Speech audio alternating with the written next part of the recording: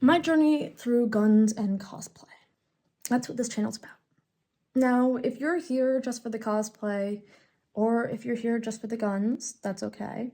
You may be here just for the titties or the kitties. I mean my cats. The titties, I mean these, but the kitties, I mean my cats, not my and that's also okay. Whatever you're here for, you're welcome. Hi everybody, I'm Bunny or a Gun Bunny, and today we are going to be talking about, and I'm going to be showing you, the process of making my newest cosplay, which I specifically designed for cowboy action shooting, which is something that Carl from InRange TV has nailed the final nail into the coffin of me really wanting to do. Now, a little bit about me. If you don't know, before I even touched a gun, which is about a bit over a year ago, I have been a huge nerd, especially historically.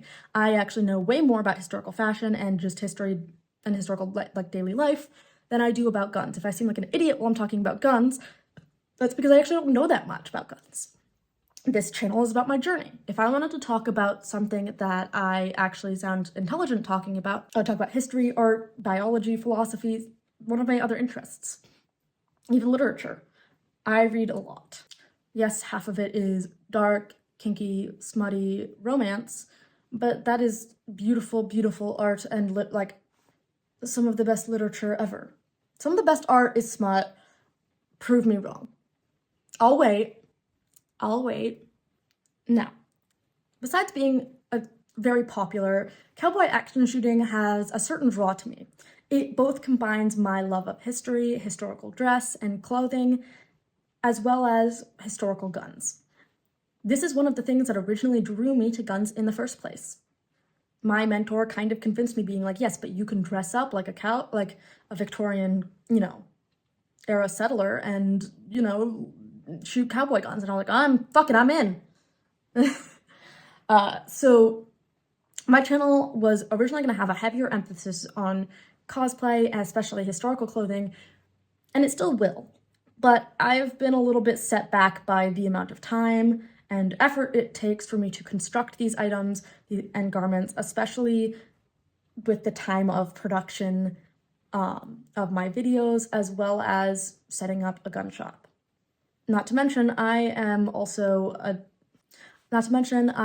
disabled physically with chronic illness that flares up randomly outside of my control, which means that sometimes I'm not able to work for even a week at a time. This really holds me back from being able to work on these clothes or doing higher production videos like this. This outfit specifically is a labor of love and is the first in, I think I've planned 4 different outfits that for this era, which is roughly 1880s. Earlier to mid 1880s, roughly.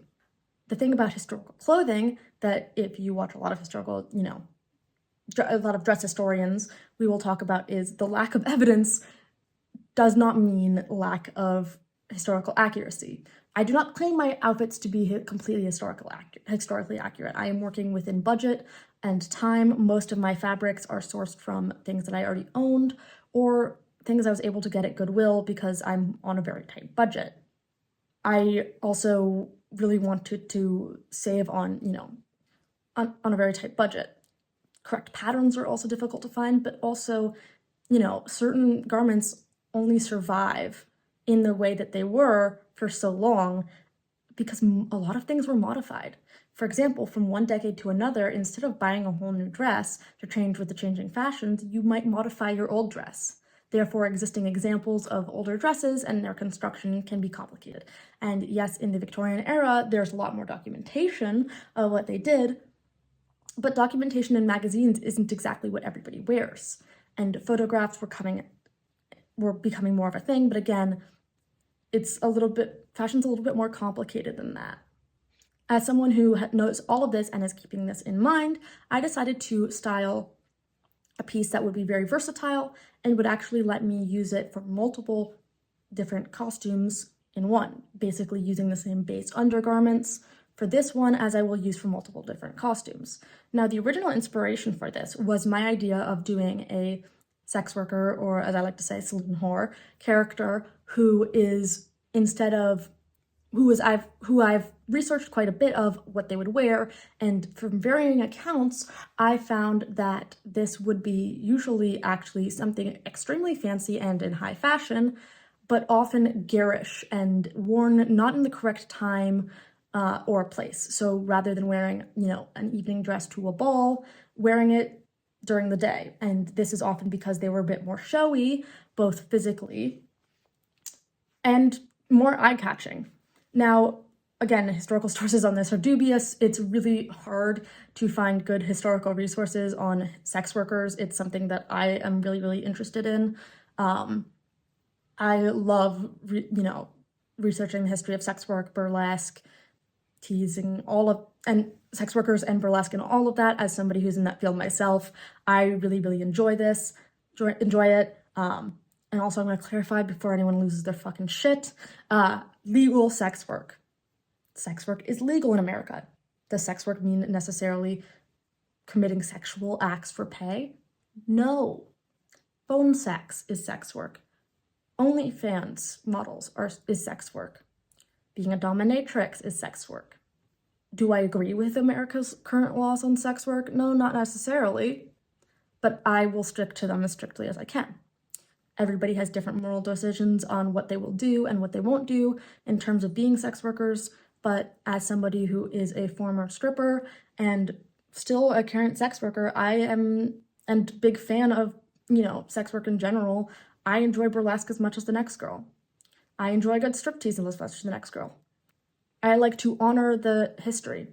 If you haven't seen me in my flapper dress, it's an allusion to the flapper movement, which was a huge sexual movement for women, and where women started to embrace their sexuality more and make it more public and less repressed. Women, you wore shorter skirts, more showier things, and did more masculine things like smoking, driving, and shooting. So I really like to honor and kind of show, the ideas of I kind of like to honor and portray sex workers of the past in general, and I really enjoy sex workers of the past in general.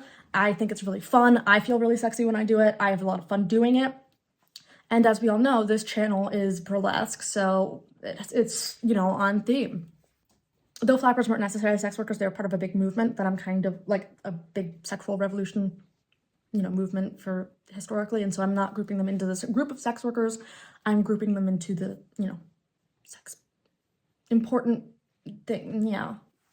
Anyway, so my original idea for this, instead of starting with a big garish ball gown, which would also be a lot harder for the, layperson who didn't know this thing to research, to understand who I was, and also because the sources are really hard to find, and it's kind of like that's the best answer I could find, but also making it easier to recognize, I decided instead to just kind of go with on the job. Not advertising, but, someone who's kind of partially undressed. And so I decided to go with basically what is the Victorian undergarments, which for me would consist of stockings, petticoats, a corset, and shift and possibly bustle, giving the appearance of, being undressed and partially in undergarments while still wearing clothes for the most part. This way, obviously giving that idea of, okay, I'm in somewhat state of undress and giving more of an explanation to what I am portraying. Now, this is the beginning of this project, and I kind of did a really bad version of this earlier. You can find on my Instagram, on like a very, very low budget and low time, which I knew back then when I did it at my first brutality ever, which is a competition I go to, info on the screen, that it was not accurate at all. I know this. It's not like a learning process thing. I knew that. I just had really low time and budget. Now, what I made with this is much more accurate. Not saying it's completely historically accurate, but it's much closer. What I also wanted to do, though, was give myself an outfit where if I wanted to portray a frontierswoman in more of a state of dress. She could also be a sex worker, but it would be less. But I wanted something that felt more like someone would wear for a day of work, and not necessarily in the bed. More if I were going to go out shooting or riding. So this consisted of the same base undergarments, but also included a skirt, a shirt, and a vest, as well as a necktie. Now, not all of these I had to make from scratch. The vest, for example, I was able to just find one that fit. The skirt I made from scratch as well, and the shirt I simply just adjusted to fit the style better. All of these pieces are a lot of work, especially with all the petticoats that had to be made from scratch, planning out figuring out patterns, and making sure it fit me as I go. This was a pretty big undertaking. Thankfully, I didn't have to make a corset from scratch, which I have done quite a lot, but for this project, I decided to save costs and get as close to accurate one as I can, which is still pretty expensive, but is not as time consumptive as actually making one, which for me was the calculation. Now, before I keep rambling, I'm gonna start. Now, what I really wanted to do with this was give myself a base layer that I could change in and use, at least for the undergarments, for other Victorian outfits that I wanted to portray. The shirt, vest, and overskirt could also be used with the correct coat to portray a Victorian noblewoman going hunting, which is also something I wanted to portray to talk about to talk about hunting in the era. Therefore, once I made the jacket, which I have not made yet for this video, I have 3 costumes in one. Before I keep rambling, let's actually get into the making of the costume. Sadly, a lot of the footage from actually making this was kind of lost in the sauce, but I did have some. So I started with cutting out 4 big panels of this white fabric I have for the petticoats and 4 for the green fabric, and each are kind of like rectangular that are tapered towards the top, and then I cut triangles into each of the tapered tops to make it, and then sewed them closed, and then to make them, like tighter so they would fit around my waist, and then sewed all 4 panels along the sides long ways. I did the same with all 3 pieces, and then for the skirts, I basically got the ruffles that were originally attached because I made this out of like a tablecloth or something, and I cut those off and I added those on along the bottom line of one of them and then along the back to create kind of like a bustled effect for the other. Overall, it was a lot of fun. It was very, very simple sewing, which is why I'm not going into it much, but yeah. And that's because I'm only funded by my Patreon. I am not I do not do sponsorships, and I'm not monetized through YouTube. My Patreon starts at $5 a month, and you get with every level getting different levels of content and behind the scenes connection. If you do not want to do a subscription-based service, I have a wish list in the description below, as well as a PO box if you are interested in sending me any surplus gear or even just fan mail. You're welcome to send anything you want there. That will be on screen now. I also have social media, which I will post on at varying degrees, usually Instagram. I'm trying to be at Bluesky more, but I post on all of them. I post on YouTube every Monday and Thursday, and I sometimes post shorts throughout the week, so turn that notification bell on if you want to see more GunBunny content. Now let's get back to making of the cosplay and then the reveal.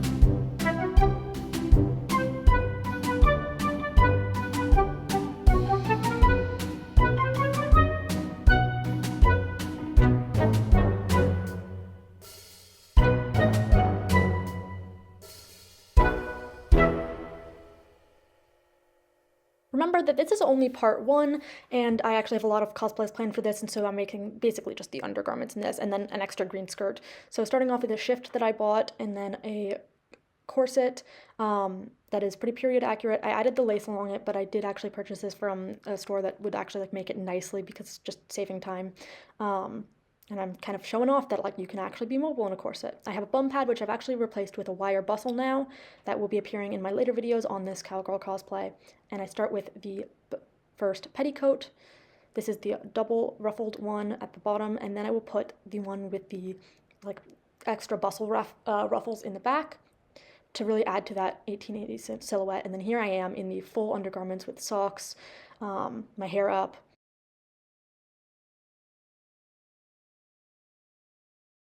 I hope you liked this video. I had so much fun making this cosplay. I have many more cosplays to come. Some I've made, some I haven't, some I've designed, some I haven't.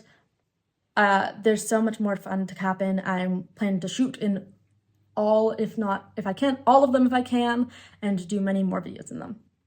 If you want to have a, like, I guess, log of the cosplays that I've done, I kind of like to think of it as like my official cosplay list of cosplays that are, at the current moment of making the list, which I have not made the list yet, but like, no, I've made the list, but whatever, am kind of have as like, oh yes, when I'm referring to, oh, this cosplay, that's kind of what that is in their most, complete / updated version. I know I've shown some other cosplays in some other videos before, but they're not like, I have since then decided to nix quite a few of them or improve quite a few of them. And some of cosplays have been updated. Please check out my Instagram, or there may be a playlist, or there may be a post on my community page, or a shorts reel titled like cosplay list that I will update. I may as well just make a video where it's like, oh, my official cosplays, because I have, way more and a lot more nicer ones and a lot less closet cosplay ones, because I'm really trying to up my cosplay game as well as my shooting game. Anyway, I hope you enjoyed today's video. Please like, comment, share, and subscribe. Bye!